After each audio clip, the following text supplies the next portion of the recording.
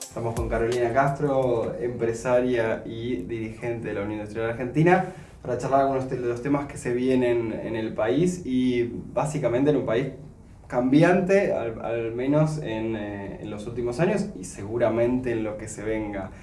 A priori, ¿en qué mundo está Argentina? Porque estamos también en momentos donde los economistas de los distintos gobiernos a veces obvian ese detalle, que no es ningún detalle. ¿En qué mundo está hoy la Argentina, ya sea para la actividad económica amplia como para la actividad industrial en particular? Es una buena pregunta, porque está en un mundo muy, muy complejo. Tenemos que tener una visión respecto de nuestra integración a ese mundo no ingenua, entendiendo que es un mundo súper, ultra competitivo. En el 2018, según la OMC, las medidas pararancelarias, proteccionistas, llamémosla como querramos, se incrementaron por 7. Hay una suerte de guerra comercial entre dos potencias que son Estados Unidos y China, y en ese marco empiezan a proliferar un montón de planes tecnológicos, de innovación, de agregación de valor en los territorios de cada uno de estos estados, queriendo de alguna manera proteger sus empleos y su capacidad de integrarse al mundo con valor agregado. En ese mundo estamos intentando insertarnos como argentinos. Y hoy las estimaciones que salen por estos días, por estos meses, hablan de un 2020, 2021, también de un comercio más relajado, por decirlo de alguna manera. Ahí, hablando de un tema bien argentino como es el tipo de cambio, podés tener el dólar a cualquier lugar, entonces lo que más hace que puedas exportar más o menos no es el tipo de cambio, ¿o sí? Desde la industria estamos convencidos de que la estabilidad de tipo de cambio es un valor en sí mismo muy relevante, muy importante. Por supuesto, uno no quiere tener una moneda a cualquier nivel, pero la verdad que los saltos en el tipo de cambio a la industria la destrozan.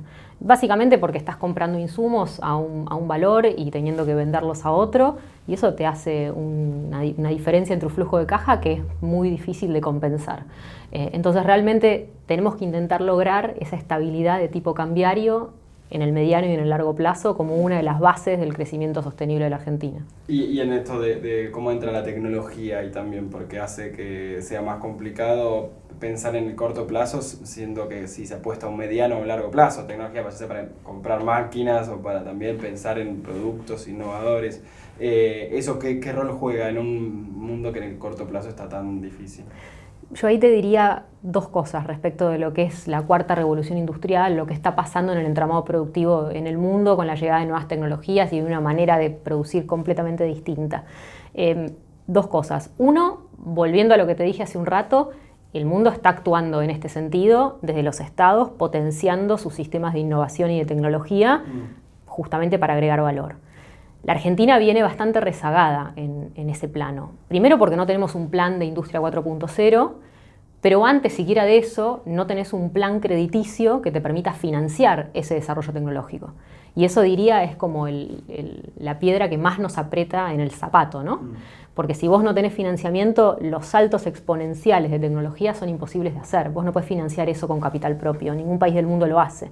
Y nuestro sistema crediticio, ya sabemos, esto es Vox Populi, creo que lo sabe todo el mundo, es realmente muy limitado. Nosotros, de hecho, en los últimos años descendió la cantidad de crédito que se le da al sector privado no financiero como correlato del Producto Bruto, y no llegamos hoy al 10%. Esos son los niveles de crédito que tiene una parte de África subsahariana, por ejemplo. Claro. Y en ese contexto, pensar que la Argentina pueda elegir sectores, ¿es erróneo o es lo que hacen otros países? Tenemos que apostar a desarrollarnos con todo lo que tenemos.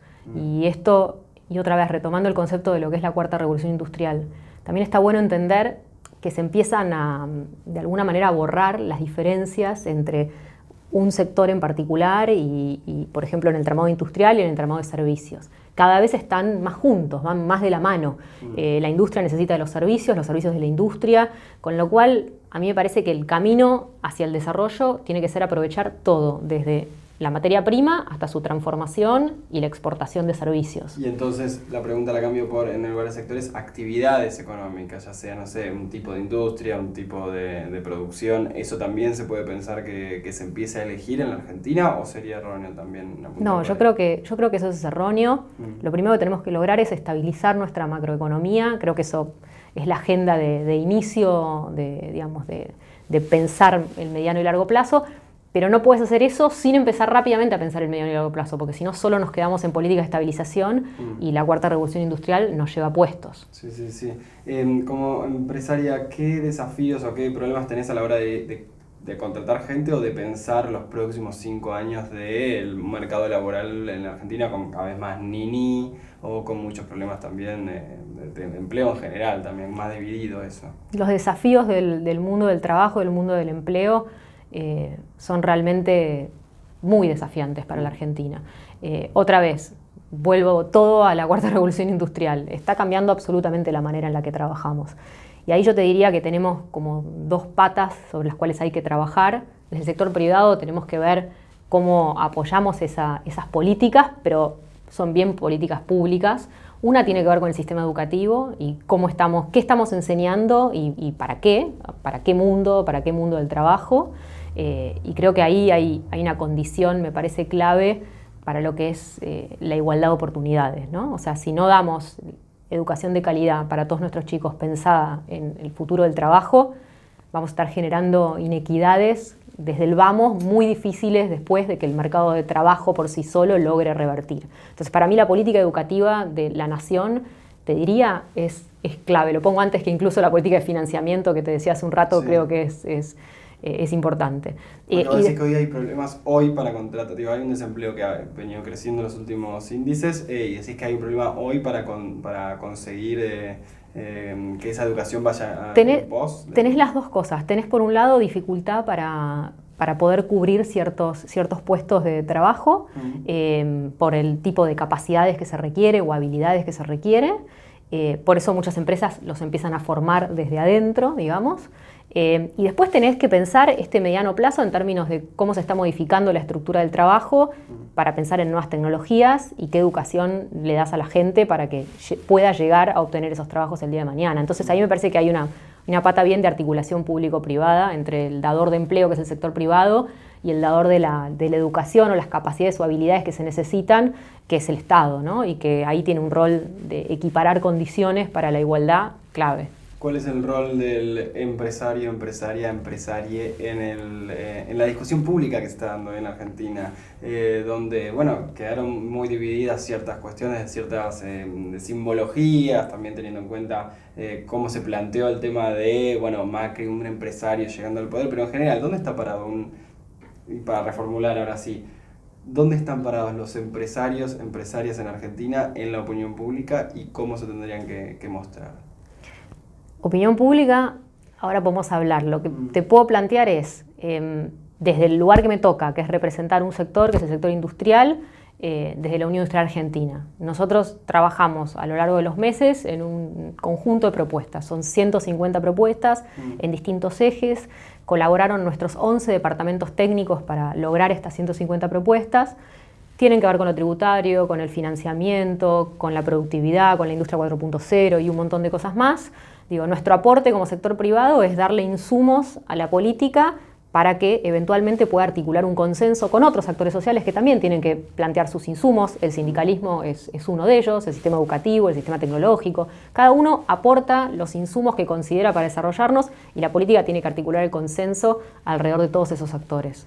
Y son interlocutores nuevos también que van teniendo el sindicalismo, las organizaciones sociales. Mi pregunta iba el empresariado, cómo empieza a mostrarse para lo que viene en términos así, generales, pero teniendo en cuenta que hay que reconstruir ciertas cuestiones o a enfrentar ciertos desafíos que decías vos. ¿Cómo se planta frente a eso? El espíritu del sector industrial representando en la Unión Industrial Argentina es trabajar desde las propuestas, es seguir apostando a un grupo joven que se creó hace ya varios años, que está integrado en un 40% por mujeres. Ahí hay un cambio, ya te diría, paradigmático enorme respecto de la representación actual.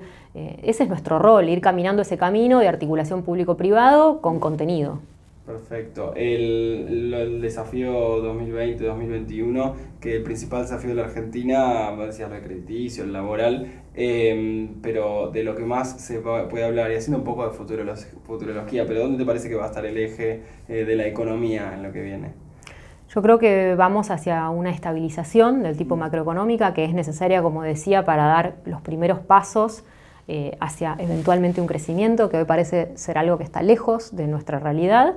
Esa estabilización es clave y a mí me parece que el segundo paso, y acá me salgo de mi rol meramente como industrial, de pedir rebaja de impuestos o modernización de los convenios o más financiamiento, el segundo paso a la estabilización tiene que ser qué hacemos con la política respecto de nuestra niñez. A mí me parece un tema catastrófico que en la Argentina tengamos los niveles de pobreza que tenemos entre los niños. Y creo que eso es inaceptable, digo. Entonces, incluso como industrial te diría, si hay 2 pesos, destinémoslos ahí. O sea, no sé cuánta plata hay, no manejo la macroeconomía, no soy experta en esos temas. Pero honestamente hay que ponerlos ahí porque dentro de 20 años no hay país si siguen los números como están. Gracias, Carlos. Gracias a vos.